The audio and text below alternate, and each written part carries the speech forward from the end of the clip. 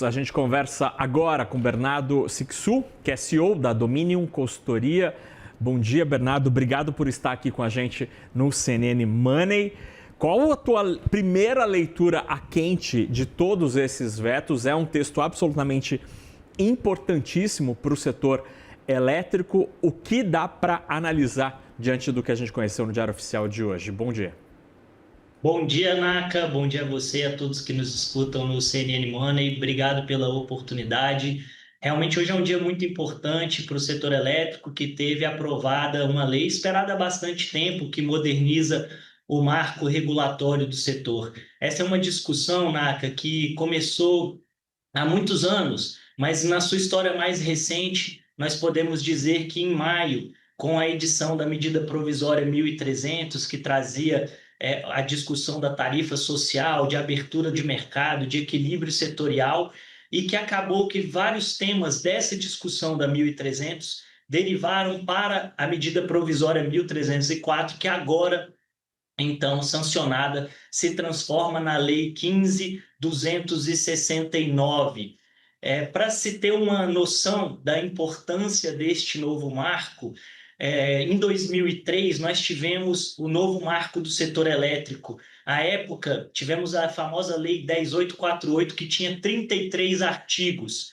Anos depois, nós tivemos a famosa medida provisória 579, que também alterou profundamente o funcionamento do setor, também tinha 33 artigos.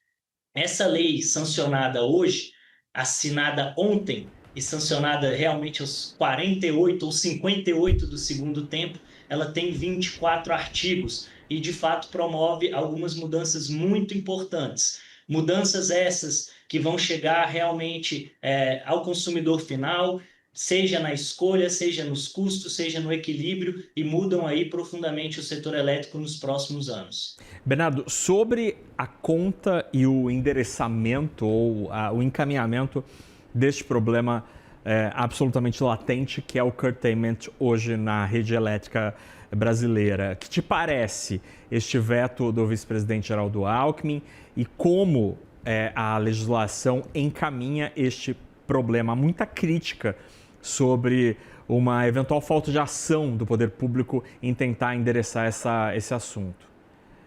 Naka, foram vetados 16 itens do projeto. Nós aqui mapeamos a um total de 45 itens de que este novo marco legal trata, ou seja, aproximadamente um terço dos itens foram vetados. E os cortes de geração, eles estavam no centro dessa discussão.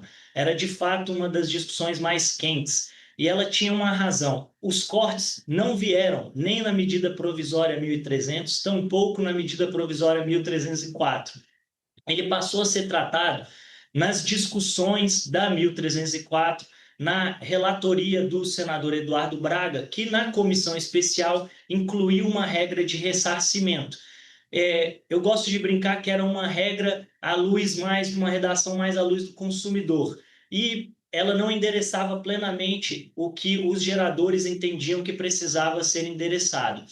Acabou que no plenário da Câmara foi aprovada uma emenda aglutinativa e ela foi depois também aprovada no Senado, e passaram a conviver duas regras sobre os cortes de geração. O governo, então, ele optou por vetar a emenda aglutinativa que foi aprovada na Câmara, no plenário da Câmara e depois chancelada no Senado, e que ampliava um pouco mais o ressarcimento dos cortes, principalmente quando tratava do corte energético para o futuro. Mas então, só para eu entender, Bernardo, o desenho que se tem a partir destes vetos no que diz respeito a este problemaço do curtailment joga o custo desta conta no colo de quem? Quem é que vai pagar, no fim das contas, este investimento necessário para tirar esse gargalo do nosso sistema elétrico? Naka, a regra que foi sancionada, ela estabelece um ressarcimento para cortes passados a partir de setembro de 23 até a data de sanção da lei, com recursos que já estão em algumas contas setoriais, em Tá. contratos regulados. Uhum. E para frente se estabelecem alguns critérios para o ressarcimento de alguns destes cortes, principalmente aqueles atrelados à parte elétrica, que nós chamamos.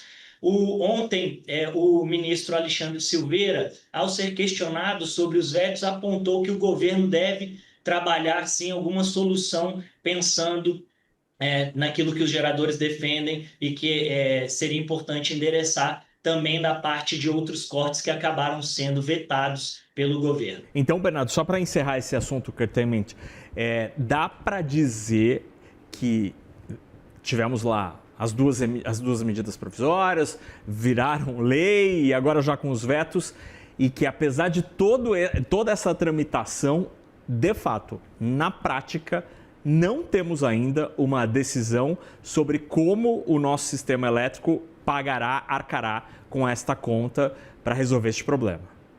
Naka, temos em parte, esse tema de não existir, ele passa a existir. Tá. Existem diretrizes, inclusive com ressarcimento para um custo passado e algumas diretrizes. A questão é sobre a lógica de quem, o quanto que está atendido ou não nesta discussão, e há sim esse entendimento de que alguma solução deve ser tratada para uma parte dos cortes futuros, segundo o ministro indicou ontem em entrevista à noite, quando questionado sobre esse tema.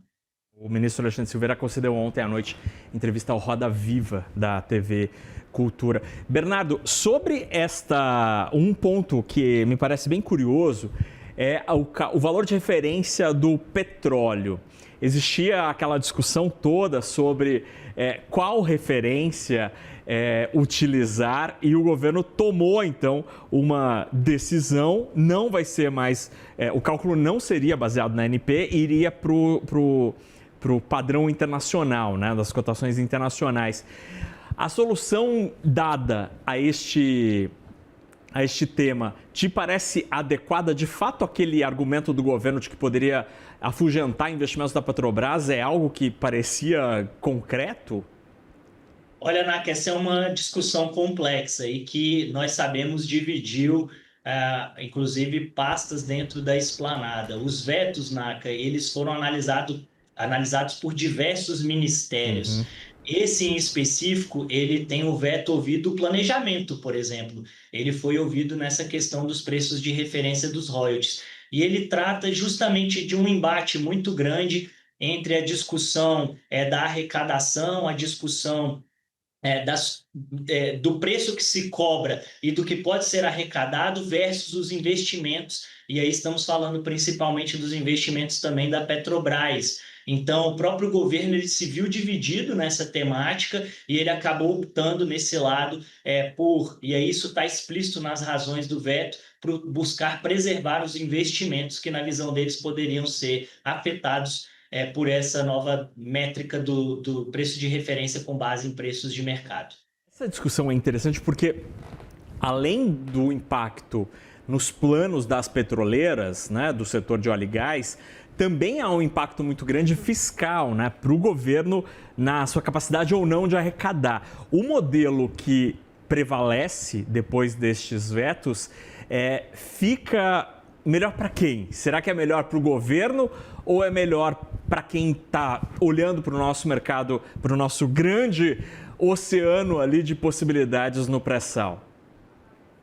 Olha, Naka, é uma boa discussão. Os investimentos do setor de petróleo eles são muito vultuosos. Eu gosto de trazer um exemplo que as pessoas muitas vezes não sabem, mas o plano de investimentos da Petrobras, bilionário nos próximos 5 anos, ele é o valor de quase um Neymar por dia.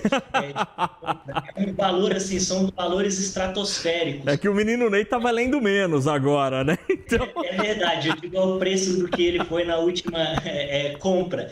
Então, é só para servir de referência que são valores realmente muito elevados e acabam afetando toda essa discussão. E aí há um binômio, sim, entre a arrecadação que vem, mas os investimentos que são feitos e aqueles que vão se reverter em benefício para a população ou em desenvolvimento do país.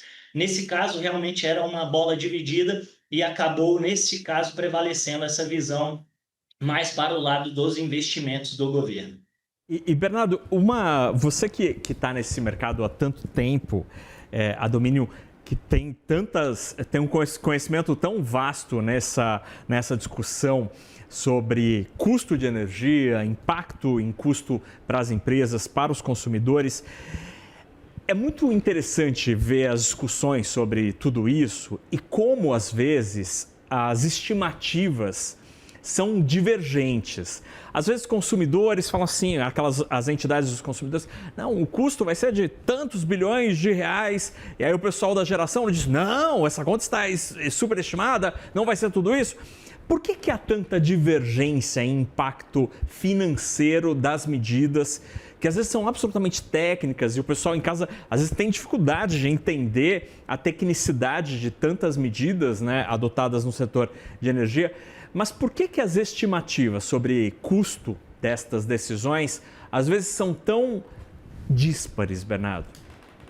Naka, de fato é um setor complexo, altamente regulado, aonde as estimativas elas dependem muitas vezes de premissas e aí entram a visão e os vieses muitas vezes de cada um. Hoje o setor elétrico ele é extremamente fragmentado e vivemos sim batalhas muito de narrativas. Então nisso entram essas discussões, acho que são bem naturais. Nós vivemos isso há bastante tempo e de fato o que a gente percebe é que, a depender da premissa que foi estabelecida, essa conta ela pode derivar muito para um lado, muito para o outro. E aí a gente aqui busca tentar analisar de uma forma isenta o que está ocorrendo dentro dessa evolução do setor elétrico. Ou seja, depende dos olhos de quem faz a conta pode ir para um lado ou para o outro, né, Bernardo? A gente conversou com o CEO da Dominion Consultoria, Bernardo Sixu, que nos ajudou a entender